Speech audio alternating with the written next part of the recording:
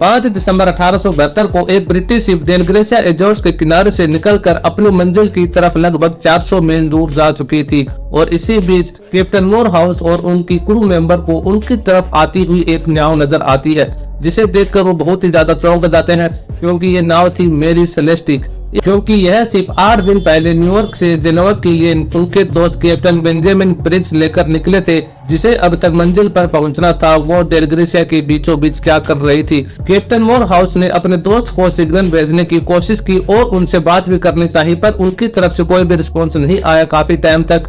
तो captain Morehouse ने अपने क्रू मेंबर को उस शिप में जाने के लिए कहा और देखने के लिए बोला। तो वहां पर जाकर उन्होंने देखा तो वहां पर कैप्टन बेंजामिन ब्रिग्स और उनकी वाइफ और 2 साल की बेटी सारा सोफिया और 7 क्रू मेंबर सब लापता थे। उस शिप के अंदर कोई नहीं था, वह बीचों बीच समुद्र में वीरान घूम रही थी और वो सब कहाँ चले गई ये कोई नहीं जानता। तो आज के इस वीडियो में हम बात करेंगे इसी भूतिया शिप के बारे में। तो वीडियो शुरू करने से पहले आप हमारे चैनल को सब्सक्राइब जरूर कर दे, यह आपके लिए फ्री है पर मेरे लिए बहुत इंपॉर्टेंट है। तो चलिए शुरू करते हैं। तो आपको बता दूं कि इस शिप ने इससे पहले भी कई मौत की कहानियां लिखी है, तो इसका इतिहास जानने के लिए हमें समय में पीछे चलना पड़ेगा। तो बात करते हैं 1861 की। स्पेंसर आइलैंड कनाडा में बनी यह 100 फीट लंबी और 25 फीट चौड़ी शिप पहले अमेज़न के नाम से जानी जाती थी। यह शिप बाकी शिप से छोटी जरूर थी, पर ऐसा माना जाता है कि यह श्रापित थी, क्योंकि एक बार सफर के दौरान थोड़ा डैमेज होकर यह शिप जिस शिपयार्ड में गई थी वहां पूरा का पूरा शिपयार्ड जलकर राख हो गया था। पर इस शिप पर एक चिंगारी भी नहीं लगी थी। ये आग इसने तो नहीं लगाई थी। इस शिप को जिसने खरीदा था वो भी भिखारी बन गया था और एक बार अटलांटिक ओशियन में एक शिप को ठोकर मारकर इस शिप ने उसे पूरा ही डुबो दिया था। यहाँ तक कि इसने अपने ही कैप्टन को मार दिया था। पर क्या ये सब को इंसिडेंट्स था? पर लोगों को नहीं लग रहा था, वे इस शिप को ही श्रापित मान रहे थे। और फिर अमेज़न के लास्ट ओनर ने इसे जहाँ से ये बनकर आई थी उसे वहीं ही ले जाकर खड़ा कर दिया। तो अब शुरुआत होती है 1868 की, जब एक अमेरिकन मरीनर ने इसे खरीदा और रिपेयर करवाकर अमेज़न का नया नाम मेरी सेलेस्टी रख दिया। काफी ओनर्स बदलने के बाद यह शिप आखिरकार कैप्टन बेंजामिन ब्रिग्स के हाथ में आ जाती है। ये वो ही कैप्टन थे जो 5 दिसंबर 1872 को अपनी वाइफ, 2 साल की बेटी और 7 क्रू मेंबर के साथ लापता थे। वो कोई नहीं जानता ये कहाँ गए थे। इस शिप ने अपने अंदर कई राजों को भी छुपा के रखा है, जैसे कि ऊपर से दिखने में यह शिप बिल्कुल ठीक लग रही थी, पर इसके 2 मेजरिंग पंप में से एक लीकेज था। शिप के निचले हिस्से में 3.5 से 4 फीट तक पानी भरा हुआ था और शिप के आगे और पीछे के कवर्स निकले हुए थे। शिप की छोटी और बड़ी रस्सी दोनों गायब थी, पर सभी का सामान वैसा का वैसा ही मौजूद था।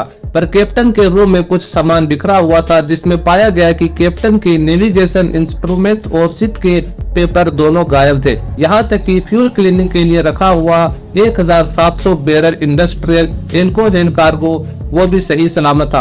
अगले 6 महीनों तक खाने और पीने की भी पूरी व्यवस्था थी। फिर कैप्टन के रूम में उन्हें एक डायरी मिली, जिसमें लास्ट एंट्री 25 नवंबर की थी, मतलब लोग पिछले 10 दिनों से लापता थे। पर कहाँ गए ये कोई नहीं जानता। कैसे इस शिप ने अचानक 10 लोगों को गायब कर दिया? सबसे ज्यादा इस सवाल का जवाब अगर कोई जानना चाहता था तो वो था गिब्राल्टर का लूपोर्ट, जहां कैप्टन मोरहाउस उस भूतिया शिप को लेकर पहुंचे थे ताकि वो लॉ ऑफ सेल्वेज का फायदा उठा सके। इंटरनेशनल मैरीटाइम लॉ के हिस्से के अकॉर्डिंग जो किसी शिप या कार्गो को रेस्क्यू करेगा उसे उसकी वैल्यू के अकॉर्डिंग अवार्ड मिलेगा, और कैप्टन मोरहाउस ने इनाम पाने के लिए यही किया। फिर गिब्राल्टर अथॉरिटी ने शिप को कोर्ट का फैसला पूरा होने तक कस्टडी में रख लिया और फिर यहाँ से इस शिप के बारे में अजीबोगरीब कहानियां बननी शुरू हो गई थी, जैसे उन 10 लोगों को एलियन लेकर चले गए या समुद्री जीव ने उन्हें निगल लिया और पायरेट्स के साथ लड़ाई हो गई और उन्होंने उन्हें अगवा कर लिया।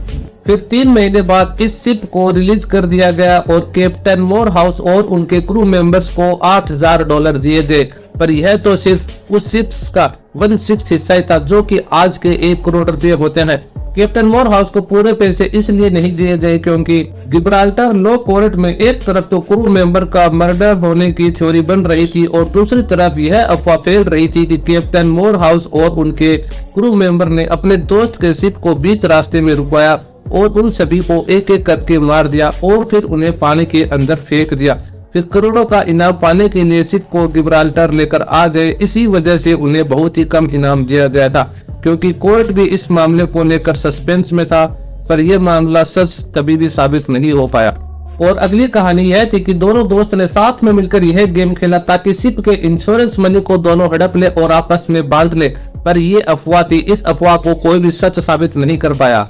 पर अगली कहानी कुछ ऐसी थी कि सब लोगों को सच लगने लगी। इस कहानी के अकॉर्डिंग मेरी सेलेस्टी किसी समुद्री भूकंप या चट्टान से टकरा गई होगी, जिससे शिप के निचले हिस्से में पानी भर गया होगा और उस पानी से जो प्रेशर बना उससे शिप पंप टूट गया और इसमें कार्गो से लीक हो रहे एल्कोहल से उस एरिया में धुआं होने लग गया, जो कभी भी ब्लास्ट हो सकता था।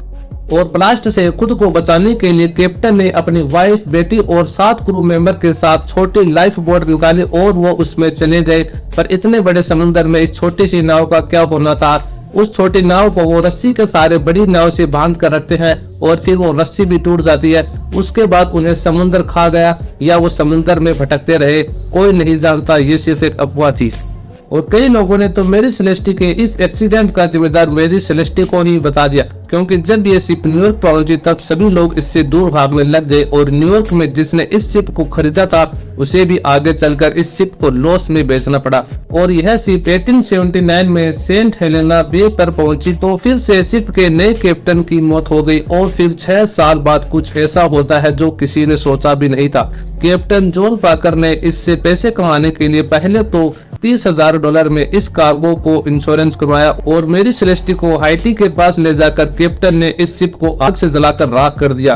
अब यह शिप पूरी तरह खत्म हो चुका था। इंश्योरेंस कंपनी को जब यह पता चला तो कैप्टन पर केस चला, पर कैप्टन और उनके दोस्त जेल से तो बच जाते हैं, पर श्रापित शिप के श्राप से कैसे बचेंगे। इस घटना के 3 महीने बाद ही कैप्टन की गरीबी से मौत हो जाती है और उनका एक दोस्त पागल हो जाता है और तीसरे ने तो सुसाइड ही कर ली थी।